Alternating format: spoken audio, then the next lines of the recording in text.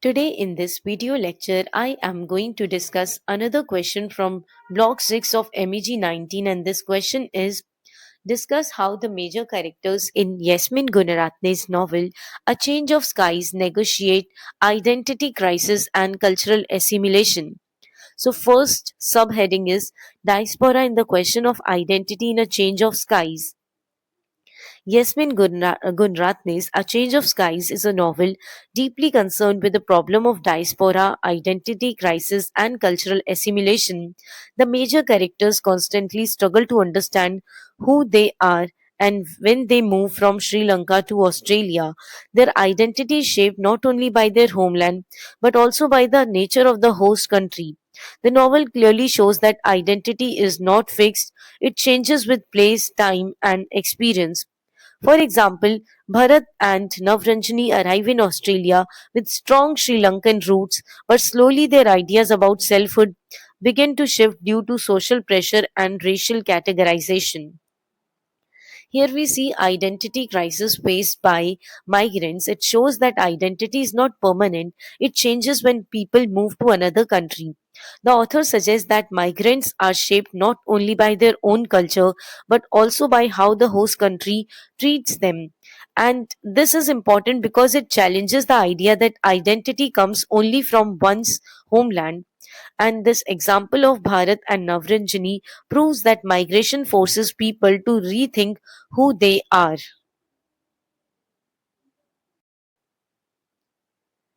Structure of the novel and identity formation. The structure of the novel that itself reflects identity transformation, divided into chapters like world apart, departures, old world, new world, and changing course. The novel moves from distance to direct experience and finally to adaptation.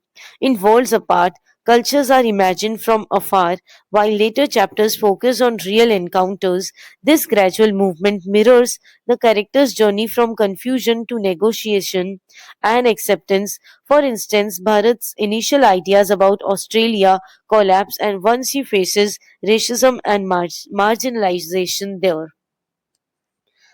So, this shows that the chapter divisions are not random but carefully planned to reflect stages of migration and identity change. The movement from distance to experience symbolizes how migrants slowly understand reality. This is important because Gunratne uses form to support theme, showing that identity develops step by step through exposure and experience. Learning about foreign cultures from a distance. In the chapter Worlds Apart, the reader sees how people imagine other cultures without direct contact. Edward's early fantasies of the British Empire are based on colonial myths rather than reality. This distance creates a false sense of superiority and belonging. When Edward later confronts real migrant suffering in Australia, these illusions break down. Thus, identity crisis begins when imagined cultural knowledge clashes with lived experience.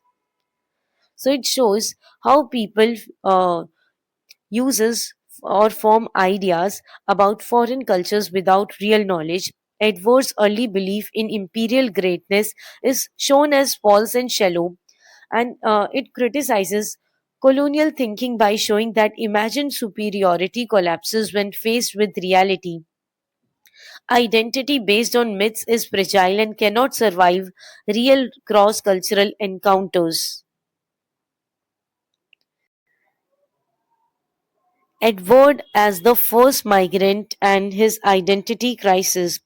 Edward, the first generation migrant, experiences deep identity crisis in Badagini, Western Australia. There, he believes the tragic deaths of early Sri Lankan immigrants who died of hunger and thirst. Though Edward is fictional, these events are historically real. This experience shakes his imperial mindset and forces him to recognize the shared humanity of colonized people. His identity shifts from an Anglo-centric admirer of empire to a compassionate individual rooted in Sri Lankan culture. So, Edward's identity crisis as a kind of moral awakening, his suffering in Badagini forces him to recognize the pain of migrants like himself. This shows that identity crisis can lead to empathy and human connection. Edward's transformation exposes the cruelty of colonial history and highlights shared human vulnerability beyond race and empire. Edward's return and cultural reclamation. Edward's transformation is completed when he returns to Sri Lanka in 1887. He rediscovers the value of Buddhism and pre colonial civilization. Instead of aspiring to British ideals, he commits himself to rebuilding his submerged native culture. His journey shows that identity crisis can lead not only to loss but also to cultural awakening.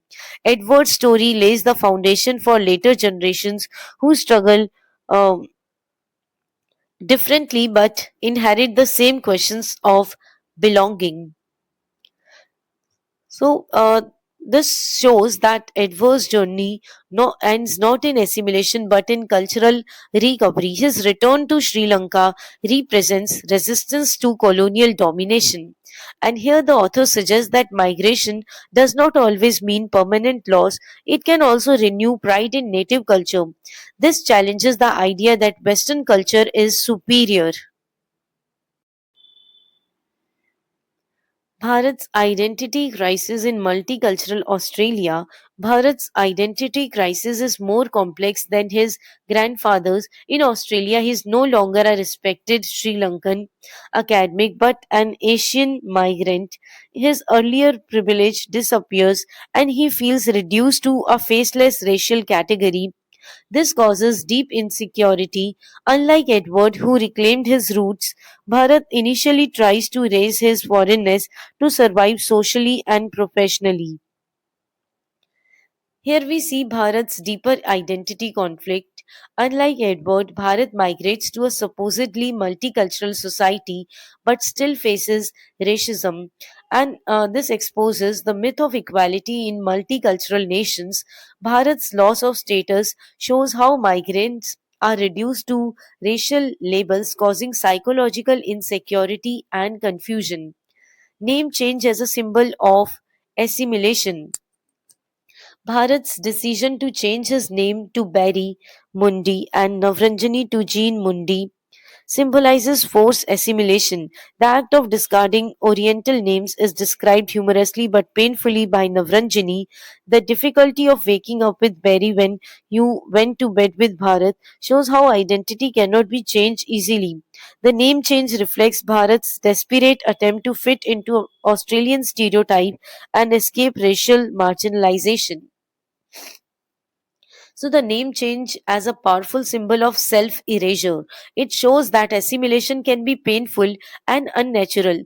The humor in Navranjani's statement hides emotional loss. Gunaratne here criticizes forced assimilation by showing that changing names cannot truly change identity. Status, contacts, and anxiety of belonging.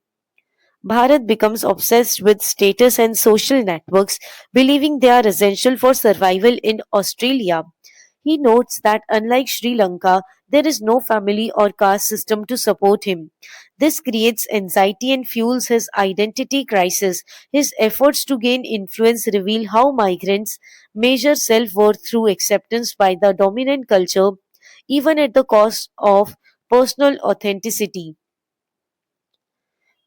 This shows Bharat's obsession with status as a response to insecurity. It shows how migrants try to survive by copying dominant social systems. The absence of traditional support structures makes Bharat vulnerable. And here he criticizes capitalist and hierarchical societies where identity depends on recognition and power. Women in diaspora and survival strategies. Women in a change of skies adopt unique strategies to cope with alienation.